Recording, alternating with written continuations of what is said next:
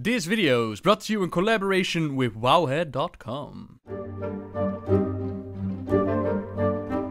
Hello everyone! Those that have been keeping up with the channel, you might have noticed that 4 of the 6 allied races, they've become available in-game. All you need to do is pre-order Battle for Azeroth and have done the requirements to start the quest. Now for the others, we've done a stream highlights, a live commentary as I went through the quest lines. But for the Void Elves, we're gonna dive a little bit deeper into their backgrounds and discover what they're all about. First things first, what exactly do we know about the Void? Well, at the beginning, before life began, before even the cosmos took shape, there was light and there was void. Unfettered by the confines of time and space, the light swelled across all existence in the form of a boundless prismatic sea. Great torrents of living energy flitted through its mirror depths, their movement conjuring a sympathy of joy and hope. The ocean of light was dynamic and ever-shifting, yet as it expanded, some of its energies faded and dimmed, leaving behind pockets of cold nothingness. From the absence of light in these spaces, a new power coalesced and came to be. This power was the Void, a dark and vampiric force driven to devour all energy, to twist creation inwards to feed upon itself.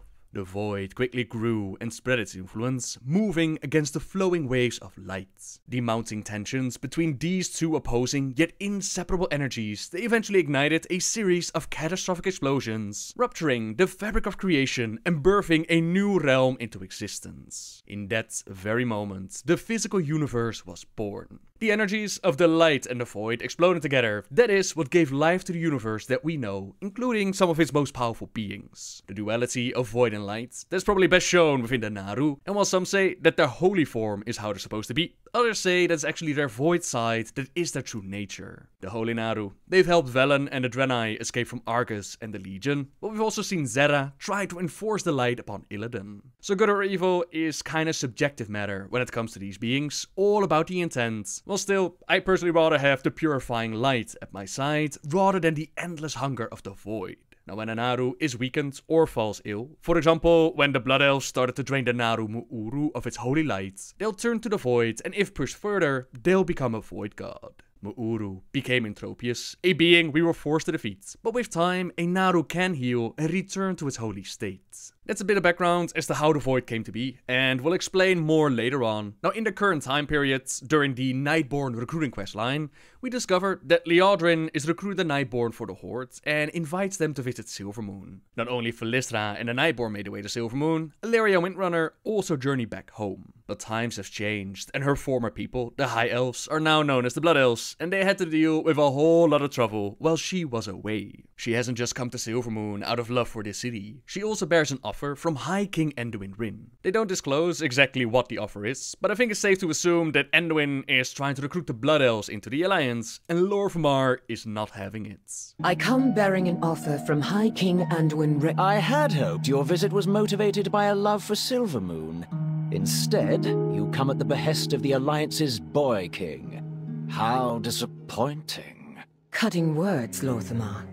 Are they yours, I wonder? Or has the dutiful ranger I knew become the mouthpiece of your war chief? You doubt my words, yet how can we trust your own? Do you deny that the Lords of the Void whisper to you? Did you not surrender yourself to the shadows on Argus? Dabbling with the Void, maintaining control over forces that would drive most to madness, it raises suspicions among some, and the offer is rejected. Alleria would still very much like to see the Sunwell though, and despite Roma thinking that this is a very bad idea, Lor'themar will not deny her pilgrimage to the most sacred sites. The Sunwell has changed, but its beauty remains. It has been so long. Stay back! What is happening? This is why I demanded that Umbric and his radicals be exiled. Anyone who treats with the Void is a danger to the Sunwell. I did not intend for my presence to... It was Velen who used the core of the Naru Mu'uru to reignite the Sunwell, giving the Blood Elves a chance at the future at the end of the Burning Crusade. It seems like that essence of the Naru, the light and the void, it's responding to those dabbling with the void. Nether Prince Durzan locates the vessel, Arun the Darkener is defeated, and the rift, the portal that Durzan tries to create, that is shut down with the combined might of Alleria, Romath, and Phalistra. Windrunner is then ordered to go back to Stormwind, since her presence here it poses a danger to Quel'thelas, and while her visit did not go as expected, she did learn some very valuable information. There are more out there dabbling with the Void, exiled for their studies. Lor'themar might have refused the offer, but perhaps these Blood Elves would be willing to join her and the Alliance. We do what we Lady must Windrunner, for those we love. please begin the search for your exiled kin. Perhaps our champion here can assist you. We will do our best to locate them, High King.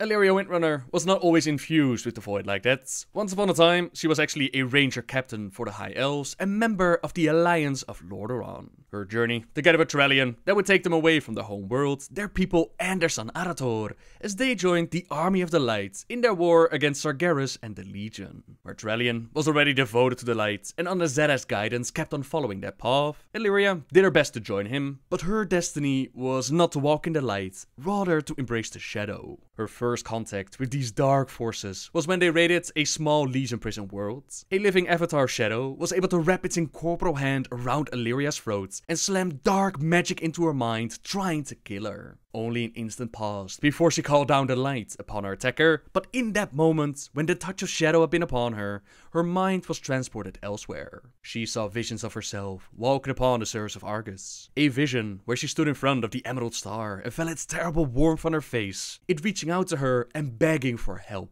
Another where she saw herself stepping off a cliff, falling into an infinite darkness, smiling all the way, peace in her eyes. The light then finally crashed down upon her attacker, destroying it instantly, but this encounter was the light and shadow colliding within her soul and would change her path forever. She would indeed walk the surface of Argus with Turalyon at her side, but their presence was detected by the Legion, and before they knew it, their escape pod was surrounded by the demonic forces. In a desperate attempt, they tried to charge their lines, but there were simply too many. They were about to be overwhelmed, imprisoned by the Legion, but Alleria embraced the powers of the Void, and she got them out of there. Despite saving his life, Turalyon would rather have died than to see her fall to evil, and when they touched, pain shot through them both. The light and shadow cannot exist together, so where he returned to Zera and the Army of the Light, she set out to learn how to endure the darkness, and she knew of the perfect teacher named the Locust Walker. The Holy Dreadlord Lofraction had told her about him, how he had become a master of the Void, and this teacher was an Ethereal, a race of beings that did not always look like the mummy creatures as we see them today. Once upon a time, their world of Karesh came under attack by Dimensius the All-Devouring. He opened countless gateways into the Void and the Twisted Nether, all around their planets, bathing Karesh in arcane and dark energies. In response, they used every scrap of their advanced technology to construct magical barriers around their cities, which did indeed block the dark energies, but the unimpeded flood of arcane energy, it tore away their corporal shells and infused their souls with enough energy so that they could subsist without a body. They started to bind themselves with enchanted strips of cloth to provide their souls with enough structure to survive. Now this altered state, it actually proved to be a blessing in disguise, as their enhanced minds and magical abilities, it allowed the Ethereals to fight Dimensius and his limited forces to a standstill. Over the years though, Dimensius grew so powerful that he was able to summon armies of fellow Void creatures, which in turn forced the Ethereals to flee into the Twisting Nether. So Alleria tracked the Locust Walker down and learned a whole lot about the Void, its views of the light, how to wield its power, how to resist those whispers. But sadly, she had to cut her studies short, as Turalyon was in danger, and she returned to save his life. Despite that, Zera still did not approve of the path she had chosen, and since the elf refused to renounce the Void and pledge obedience to the light, they placed her in jail. Shortly after, that's where we come in, as we follow Velen back to his homeworld of Argus to take the battle to the Legion. We meet up with Turalyon, the Army of the Light, and Alleria, who's been able to break herself out of jail, but she still worries about what Zera is going to do. Not to worry though, Illidan Stormrage, he has no interest in this enforced destiny placed upon her by the Naru, as he destroys her, claiming that there can be no chosen one and that only we can save ourselves. We have to carve out our own destiny, and for Alleria, that meant reuniting with the Locust Walker and finishing what she started. Can you though? With your attachments? What are you talking about? Why, your mate, of course. How does he feel about your choices? Farewell. Turalyon trusts me to make hard decisions, and I him. I am not talking about trust. How can you expect to embrace the shadow with the light shining so brightly at your side? Without the light, there is no shadow, teacher. More of his kind were dabbling in the void, but none of them worthy to follow in his footsteps. Instead, Alleria is still his best student, while the rest of them will simply be overtaken in their conquest of spreading the void and plunging the universe into darkness. Here we see them trying to cultivate the void, calling it to Argus, but we stop them, and after careful consideration, the Locust Walker decides to give Alleria a second chance. His people are busy summoning a being of darkness that will provide enough energy for her to start over. Of course, we help her with fighting it, we collect the heart of a demigod, but there is more power of the void being drawn to Argus. When Velen took his people away from the Legion, the Naru Lura decided to stay behind to buy him and his people enough time to get away. Over the years, she turned to her dark state, pulsing with void energy, which has drawn the attention of the Ethereals. Within the seat of the Triumvirate, we take care of those trying to claim that power, while the Naru's elegant song of courage and hope, it has become a shadowy dirge of despair. She calls to the void, becoming immune to all attacks as rifts open up within the chamber, but it also creates an opportunity for Alleria as we kill the Rift Warden. She uses her mastery over the void to break the shield around the Dark Naru. This in turn gives us the opportunity that we needed to end her suffering.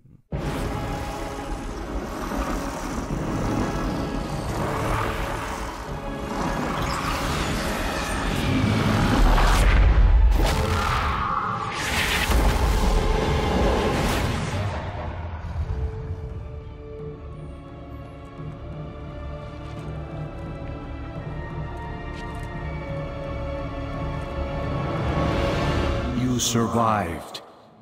Interesting. How do you feel? The voices are louder now, more insistent, but they do not control me. You asked me to teach you to use the void as a weapon. Now that weapon is you. It seems my training is complete. Let's not get ahead of ourselves. We need to test the limits of this newfound power. Come. That happens off-screen, but she is able to control the powers of the Void, and she uses it to help us claim victory over Sargeras and the Legion. Back on Azeroth, we now have Blood Elves exiled from their city, trying to follow in her footsteps, trying to find their own way to the Void, and perhaps they can become our allies. We follow the trail of Master Umbric through the Ghostlands, tracking down his notes, and as we go about, we discover that they were not the first ones seeking to harness the Void. Dark Andrafir, trader of the High Elves, who sold his people to Arthas, and actually allowed the Scourge to gain access to the Sunwell, which then in turn corrupted it as they resurrect Kel'Thuzad. He too went on the quest to seek the power of the Void. Drathia's quest for power led him to seek the fragments of an ancient world, one teetering on the brink of the Void itself. His note said it existed within a rift in the very fabric of reality. He never found this place, but I have succeeded where he failed. The way will soon be open to us. Drathir believed this rift held an ancient object of unspeakable might. Perhaps this will be the key that allows us to gain control over the shadows. Based on these notes, I believe I can reopen the passage to this world he spoke of. Let me see. Alleria reopens the passage to the world that he spoke of. We go to the Logres Rifts. Magister Umbric, I am Alleria Windrunner. Alleria Windrunner? How did... My, what an unexpected honor. My people and I heard tales of what transpired on Argus. As you might imagine, we have a keen interest in your interaction with the Darkened Naru. Another time, perhaps. This champion and I have been searching for you. We knew of your exile from Silvermoon and felt we shared common ground. Indeed. Like you, we believe the Void can be used to defend life rather than consume it. We have made great progress, Lady Windrunner, but many mysteries remain. Take this cube, for instance. It is an ancient device, perhaps even predating life on Azeroth. It seems to have been locked, and we cannot yet open it.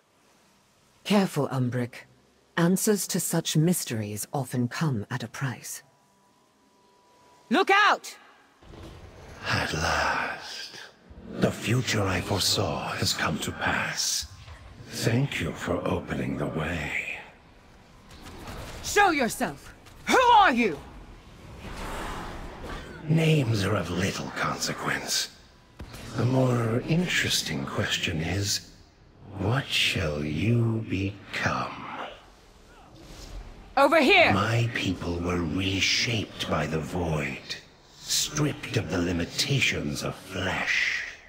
We offer you the same gift. Resist the whispers, Umbric. This gift you are offered is little more than enslavement. Even shattered as it is, this place echoes with the whispers of the Great Ones who were slain, and the hatred of he who broke this world. Dark forces surge through these ashen stones. No wonder the ethereals were drawn here. It's interesting that he mentions whispers of the Great Ones who were slain here and the hatred of he who broke the world. The whole reason why Sargeras created this Burning Legion, and by extension why he showed up on Argus, why the Orcs became the Horde, why they invaded Azeroth, why Alleria joined the Alliance of Lor'themar, that all began because of the Void Lords. They are dark spirits within the Void that want to twist reality into a realm of eternal torment. Pretty much their counterparts, that would be the Titans. They were seeking for more of their kin, slumbering world souls, which they could help wake up, and in the process they brought order to the universe. The Void Lord's gaze fell upon them, and they were envious of their power. They wanted to corrupt one of these world-shaping Titans into an instrument of their will. To achieve this goal, the Void Lord struggled to manifest in the physical universe. As they did so, their energy seeped into reality, warping some of the unsuspecting denizens of creation. Yet the noble and virtuous Titans, they proved to be impervious to this insidious corruption. Eventually, the Void Lords figured to change their target, to go for the more vulnerable nascent Titans before they had awakened. Pooling their powers together, they hurled dark creatures throughout the physical universe, hoping that some of them would smash into a world soul. An unknown number of the Void Lord's creations hurtled through the great dark. They contaminated mortal worlds and everything else touched in their blind search for this nascent Titan. In time, these wicked beings would become known as the Old Gods, and the Titan Sargeras, he discovered them as well as the plans of the Void Lords. In that moment, the champion of the Pantheon, he felt fear. They could not be allowed to succeed. His heart ached with sorrow, and with a heave of his mighty blade, Sargeras split the corrupted world in two, effectively killing the nascent spirit inside. Now, of course, he had no idea how many more of these slumbering spirits the old gods had been able to infect. In his mind, all that they could do was burn away all of creation to stand a chance at thwarting the Void Lord's ultimate goal. Even a lifeless universe was better than one dominated by the Void. Life had taken root in the cosmos once before. Perhaps after the physical universe was scoured of corruption, life would take root once again. That's the reason why he started his burning crusade and became the Sargeras as we know him as today. It's possible that Telogris is actually the first planet that Sargeras destroyed after he found out about the Void Lords and their plans. We have some new allies to save though, so we take on the forces of the Void, we shut down 3 of the Void Forges, and we take out Durazan. The transformation incomplete. Must be finished. The only thing that will be finished here is you.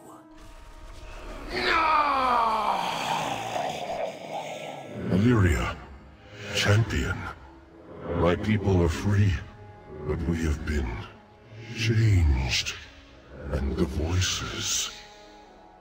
Durazan tried to tear away your mortality, to make you like him, a slave to his hunger. But your fate is still your own, Umbric. I can teach you to quiet the whispers, to make the shadows serve you, instead of you serving them. My arrogance was nearly our undoing. I dabbled with powers far beyond my control. If you will train us, Alleria, we will follow where you lead. I sense the powers at your command. They are considerable. You would make valuable allies of the Alliance. Silvermoon turned its back on us long ago. Today, we are reborn, and and it is fitting that we walk a new path. From this day forth, the Alliance has our loyalty. And in turn, I pledge to aid you on your journey. Our champion and I will inform High King Rin of this news. Then I will return, so that we can begin your training. It will take some time for us to adjust to our new forms. We look forward to your return, Lady Windrunner. And Champion, you have our deepest thanks. High King Rin, our champion and I found the Sin'dorei exiles. Like me, they have been changed by the Void. But their hearts and minds remain their own. I will be their guide. I will train them to control the Whispers of Shadow. In return, they will fight for the Alliance against all its foes. It may take time for these Void Elves to earn the trust of some in our ranks. But so long as they adhere to your teachings, they are welcome in the Alliance. You have done us a great service this day, Lady Windrunner. Champion, you have my thanks. It is an honor to serve once more, High King. For the Alliance. For the Alliance! The Void. A force of infinite hunger. Its whispers have broken the will of dragons, and lured even the Titan's own children into madness. Sages and scholars fear the Void, but we understand a truth that they do not. That the Void is a power to be harnessed, to be bent by a will strong enough to command it. The Void has shaped us, changed us, but you will become its master. Wield the shadows as a weapon to save our world and defend the Alliance. Aim true. Some will tell you that the light is the only path, the one weapon that can stop the enemies of Azeroth. But we see alternatives, many roads, many possibilities that are open to us. There will be those who doubt you, who question your resolve, your ability to harness powers that have caused the downfall of weaker wills. Together, we will prove them wrong. Use the lessons I have taught you to maintain control. Become a weapon for the Alliance, even as you skirt the edge of darkness. Welcome, friend. I am King Anduin Rin. As a new member of the Alliance, I wish to greet you personally. The Void Elves may be a recent addition to our ranks, but Alleria Windrunner is one of our greatest heroes. Under her tutelage, the powers you wield will aid our cause. These are troubled times for Azeroth. In the days to come, you will face many trials, fight many foes. Know that you are never alone against the darkness, for the Alliance stands with you. I look forward to hearing of your progress. Something tells me we will speak again soon. Safe travels. Though you walk among the shadows, you are a beacon of hope to us all. And that's how the outcast Blood Elves transformed into Void Elves and now joined the Alliance. Their transformation and path into the Void, it's a little bit different than that of Alleria, but at the same time, they too must master the Whispers and maintain constant focus and discipline. One must wonder though, if Darkan Drafir was dabbling with the powers of the Void, did their Whispers actually influence his choices? Did the Void Lords plan ahead and want the Sunwell to become corrupted, so that in time it could be reignited with a core of a darkened Naru? Alleria, during her training, has seen some visions, part of them from the perspective of the Void, but some also described as destiny. A journal mentions a woman wrapped in dark swirlies, leading a herd of blind sheep, and at the hour of her third death, she ushers in their coming. Alleria feels like she already died twice, but I think we'll save that subject for a later date, as I've already been going on for long enough. You now know how the Void Elves came to be and joined the Alliance. Good luck, brave hero, with your adventures throughout Azeroth. Say that you're looking for some more information on all the things that we talked about today, then check out the related WoWhead article in the description down below. As always, thank you so very much for watching, everyone. Subscribe if you like my videos, leave a like if you enjoyed this one, and until next time, guys, see ya!